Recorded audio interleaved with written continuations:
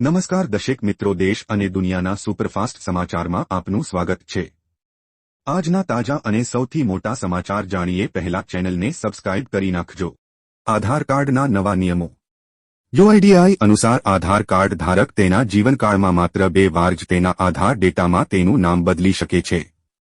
કોઈપણ વ્યક્તિ તેના આધાર કાર્ડમાં માત્ર 1 વાર જ જન્મ તારીખ અપડેટ કરાવી શકે છે। આધાર કાર્ડમાં માત્ર 1 વાર જ તમે જાતિ, જેન્ડર અપડેટ કરી શકો છો। બીજી તરફ આધાર કાર્ડમાં રહેઠાણનું સરનામું અપડેટ કરવા માટે કોઈપણ પ્રકારની મર્યાદા નથી।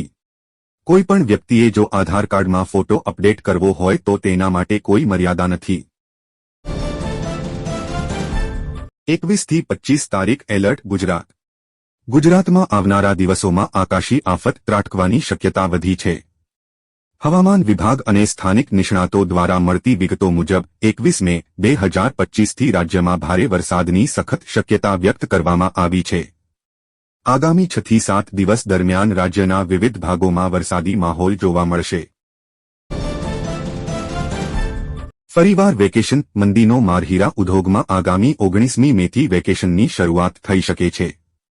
7 થી 15 દિવસનું ઉનાળાના વેકેશનની શક્યતા સેવાઈ રહી છે। આ વખતે જોબ વર્ક કરતી કંપનીઓમાં વેકેશન અપાશે, જેના કારણે રત્નકલાકારોને ઘણી મોટી અસર થશે તેવું જાણીતા હીરા ઉદ્યોગકારે જણાવ્યું હતું। હીરા ઉદ્યોગમાં મંદી વચ્ચે હવે વેકેશન શરૂ થવાના સમાચાર સામે આવ્યા છે। વાહનો માટે પીયુસીની જરૂર રહેશે નહીં। હાલના સમયમાં લોકો પેટ્રોલ અને ડીઝલના વાહનો છોડીને ઇલેક્ટ્રિક વાહનો તરફ વળ્યા છે।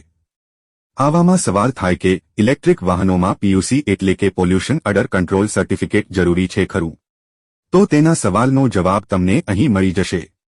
પીયુસી એવા વાહનો માટે જરૂરી છે જે વાહનોમાં ઇંધણ તરીકે પેટ્રોલ અથવા ડીઝલનો વપરાશ થતો હોય।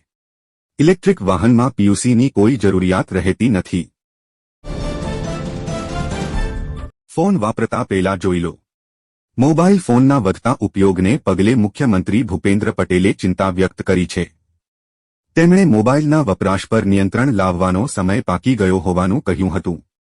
તે સિવાય તેમણે મોબાઈલનો વપરાશ શરૂ કર્યા બાદ બહાર નીકળવું મુશ્કેલ બની ગયું હોવાનું પણ જણાવ્યું હતું। આપણે આ મુશ્કેલીમાંથી બહાર આવવા માટે પ્રયાસ કરવો પડશે, એમ મુખ્યમંત્રીએ કર્યું હતું।